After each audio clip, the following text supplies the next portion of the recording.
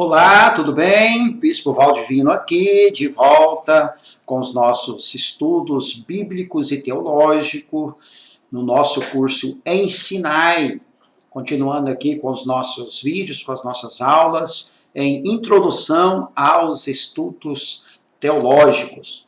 Já caminhamos por alguns vídeos, já passamos aí por algumas informações e na última aula nós paramos e ficamos de retornar aqui na letra B, a revelação especial, que ela foi um processo.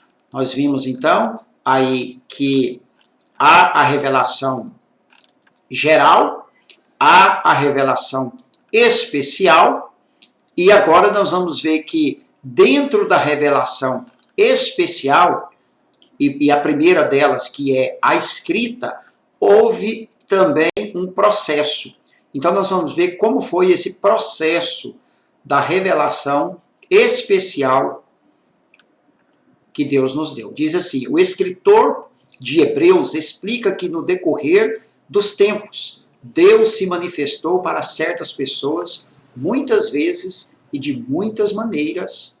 Então ele diz: havendo Deus antigamente falado muitas vezes e de muitas maneiras aos pais pelos profetas, a nós falou-nos desses últimos dias pelo Filho, a quem constituiu herdeiro de tudo, por quem fez também o mundo. Já dá para nós percebermos então, nesse versículo, que o autor já está nos explicando e nos dizendo que Deus ele falou de muitas maneiras. De muitas maneiras. Deus nos falou. E falou o quê? A sua revelação. Vamos seguir. Este versículo é muito esclarecedor quanto ao processo da revelação especial. Através dele, aprendemos que a revelação especial de Deus não foi dada de uma única vez, nem de uma única forma. Mas é importante entender que quando falamos que a revelação especial de Deus se deu de forma progressiva, não estamos dizendo que ela evoluiu de modo que os primeiros estágios da revelação especial se tornaram obsoletos pelos últimos estágios. Então, ou seja, quando nós encontramos esse texto, que ele diz que Deus falou de muitas formas e de muitas maneiras, significa então que a revelação especial, Deus ele não deu esta revelação nem de uma vez e nem de uma única forma. Deus usou várias formas e foi várias vezes que ele fez isso. E nisso nós chamamos de processo evolutivo da revelação. Simplesmente para dizer que Deus não quis dar tudo de uma vez. Ele deu um pouco, esperou passar um bom tempo, depois ele deu mais outro, e assim nós chamamos de evolução da revelação. Mas não significa que o ponto mais evoluído da revelação negasse ou desprezasse ou considerasse obsoleto aqueles primeiros passos da revelação do passado. Por exemplo, nós temos em Cristo Jesus como o ápice da revelação especial, a encarnação de Jesus. Só que Jesus, sendo o ápice, ele não nega o Antigo Testamento, que veio antes. Ele não nega os profetas, que também foram instrumentos de Deus para trazer essa revelação. Então é simplesmente uma compreensão para que nós saibamos que Deus ele deu a sua revelação de várias formas e em vários tempos. Ele usou tempos, né, para que o homem absorvesse tudo isso e entendesse. Por isso há o que a teologia chama de evolução da revelação. Na verdade, as porções posteriores da revelação especial foram suplementares às porções anteriores. Então, sempre que vinha uma revelação posterior, ela estava complementando a anterior. Ela estava trazendo também esclarecimento.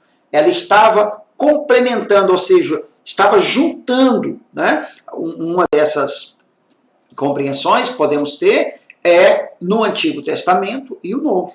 Muitas revelações nesta revelação, muitas passagens dentro do Antigo Testamento, elas só foram compreendidas à luz do Novo Testamento. Precisou do Novo Testamento, precisou de Jesus vir, e os acontecimentos do Novo Testamento, os apóstolos, né, os escritores, que interpretaram e trouxeram um entendimento mais correto daquela revelação que tinha sido dada lá no passado. Então, o processo da revelação especial de Deus foi longo e progressivo, conforme a história da redenção era desenvolvida. Durante esse processo, Deus se revelou de forma pessoal a certas pessoas e se comunicou com elas de um modo inteligível em linguagem humana. Isso é muito maravilhoso, né? Percebermos como Deus, quando ele quer falar com o ser humano, ele usa o próprio ser humano. Porque Deus, nós vimos no início desse curso, que ele é sobrenatural, que ele é espírito, que ele é onisciente, onipresente, que ele é o todo-poderoso, que ele está muito acima do ser humano e que ele é espírito. Então, como que ele iria falar ao ser humano que é matéria? Ele, então, teve que usar várias formas para poder trazer a sua revelação ao ser humano. E isso foi, então, o que nós chamamos aqui na teologia de processo, né? Esse processo da revelação especial, que Deus, então, vai usar profetas, vai usar sonhos, vamos ver aqui os meios, né? Esse é o processo. Agora vamos ver os meios da revelação especial. Quais foram os meios, os veículos que Deus usou para trazer esta revelação? Mas o que o escritor bíblico quis dizer quando afirmou que Deus falou muitas vezes e de muitas maneiras? Então, durante os tempos bíblicos, Deus falou ao seu povo por meio de, como Deus falou no Antigo Testamento? Discurso. Muitas vezes as pessoas ouviram a voz de Deus lhes comunicando algo. No Antigo Testamento, frequentemente encontramos declarações como veio a mim a palavra do Senhor. Então, Deus se revelava ou trazia na mente o entendimento, a inspiração, e essas pessoas então começavam a pronunciar, começava a trazer os discursos a respeito das coisas de Deus. Depois, Deus também usou sonhos e visões. Esse também foi um meio, né? Um dos meios que Deus usou. Do Antigo Testamento ao Novo Testamento, Deus se comunicou de forma especial com certas pessoas através de sonhos e visões. No Antigo e no Novo, nós vemos muitos lugares onde Deus está falando através dos sonhos para revelar, para trazer a sua revelação. Depois, sinais especiais e eventos históricos. Algumas vezes Deus deu sinais específicos da sua presença e vontade, como no caso de Gideão, por exemplo. Através de eventos históricos, Deus também se manifestou, como no livramento de Israel do Egito, na conquista da terra prometida. Então, são sinais específicos e históricos, porque estão aí, né? Quando nós falamos, por exemplo, na saída do povo do Egito para Canaã, foi um meio de revelação que Deus usou, fazendo a abertura do Mar Vermelho. E Deus usou vários meios de revelação. O deserto foi uma verdadeira escola para que Israel pudesse conhecer a Deus através dos sinais específicos que ele fazia para se dar a conhecer. Depois, lançamento de sortes. Isso aqui era feito, é algo que é interessante, nos tempos veterotestamentários, ou seja, nos tempos do Velho Testamento, os sacerdotes usavam o Urim e o Tumim para terem conhecimento da vontade de Deus no juízo de alguma coisa. No peitoral do sacerdote existia 12 pedras e ele então perguntava a Deus quando tinha alguma resposta, queria alguma resposta, sim ou não, aprovação de Deus, e conforme eles já sabiam qual daquelas pedras que iria brilhar. Então Deus falava por sinais de brilhos, dando respostas ao sacerdote. Teofanias, outras formas também que Deus usou outro meio, foram manifestações visíveis de Deus nos tempos do Antigo Testamento. Todos os casos de teofania aconteceram em momentos decisivos da história da redenção. Também é importante ressaltar que as teofanias veterotestamentárias apontavam para a encarnação de Cristo, a teofania permanente de Deus para nós. Teofania é quando nós encontramos na Bíblia várias passagens aonde houve uma manifestação de um anjo, mas esse anjo tinha... ele dava ordens, esse anjo ele tinha muito poder, esse anjo ele fazia coisas que é dada essa condição somente a Deus. Então, nesses casos, a teologia reconhece que era uma teofania, ou seja, uma manifestação de Jesus antes de ser encarnado na forma desses anjos, dessas aparições que tinha no Antigo Testamento. Então Deus muitas vezes ele usou esse meio de teofanias para se revelar ao homem, ou para revelar a sua vontade. Depois, revelação e inspiração. Também foi um meio que Deus usou. Isso aconteceu no processo do registro das Escrituras. Erickson explica que, à medida que os autores das Escrituras escreviam, Deus lhes colocava na mente os pensamentos que desejava comunicar. Essa forma de comunicação teve uma importância fundamental para que hoje pudéssemos ter acesso à revelação especial de Deus, pois conforme a inspiração e a orientação do Espírito Santo, os episódios em que Deus se revelou de forma especial foram registrados e preservados nas Escrituras.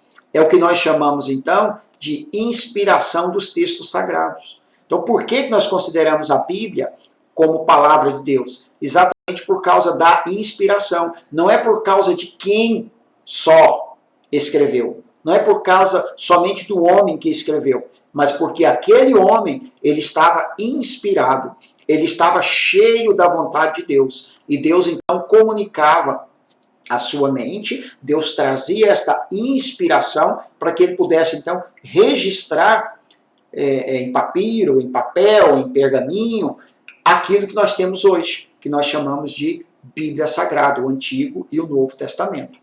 E diz aqui em 2 Timóteo 3,16, toda a Escritura é inspirada por Deus e útil para o ensino, para a repreensão, para a correção, para a educação na justiça, para que o homem de Deus seja perfeito e perfeitamente instruído para toda boa obra. Então aqui nós vemos esses meios, né? Nós vimos então, primeiro, vamos fazer uma recapitulação aqui novamente. Nós vimos então que há a revelação especial em geral. Dentro da revelação especial há um processo, né? E esse processo quer dizer que Deus usou vários meios e usou também, usou várias formas, melhor dizendo, e em vários tempos. Esse é o que nós chamamos de processo. Agora, dentro do processo, Deus usou também os meios. E quais foram os meios? Os meios foram esse aqui: discursos, sonhos e visões, sinais específicos, lançamento de sorte, teofanias, revelação e inspiração. Esses foram os meios que Deus usou para trazer a revelação especial. Agora nós vamos ver aqui os agentes da revelação especial. Então, quem eram as pessoas agora que Deus usou para trazer essas revelações especiais? Então, nós vamos estar acompanhando nesse próximo tópico. Diz assim, os agentes da revelação especial. No processo da revelação especial de Deus, houve o que podemos chamar de agentes da revelação. Perceba que o escritor de Hebreus diz que antigamente Deus falou muitas vezes, de muitas maneiras, aos profetas. Então, o primeiro que nós vamos encontrar aqui, os primeiros agentes, os profetas. Depois, os profetas eram pessoas como nós, mas diferentemente de nós, porque foram designados por Deus para serem seu porta-voz na terra. Então, ou seja, os profetas foram os primeiros agentes que Deus usou. esse Sproul aqui, ele observa que os profetas recebiam informações da parte de Deus e, embora usassem linguagem humana, suas palavras funcionavam como instrumentos e canais da revelação divina. As palavras dos profetas foram gravadas em forma escrita e se tornaram a palavra de Deus escrita. Por isso que, né, nós damos muito valor, então, à Bíblia. O escritor do livro de 2 Reis fala exatamente sobre isso. E o Senhor advertiu a Israel e a Judá, pelo ministério de todos os profetas e de todos os videntes, dizendo: convertei-vos de vossos maus caminhos e guardai os meus mandamentos e os meus estatutos, conforme toda a lei que ordenei aos vossos pais e que eu vos ensinei pelo ministério de meus servos, os profetas. Então Deus, os primeiros agentes que nós vamos ver que Deus usa como meio para trazer a revelação especial os profetas. Nós vamos parar por aqui e na aula seguinte nós vamos continuar nesse mesmo tema, nesse mesmo assunto. Até lá.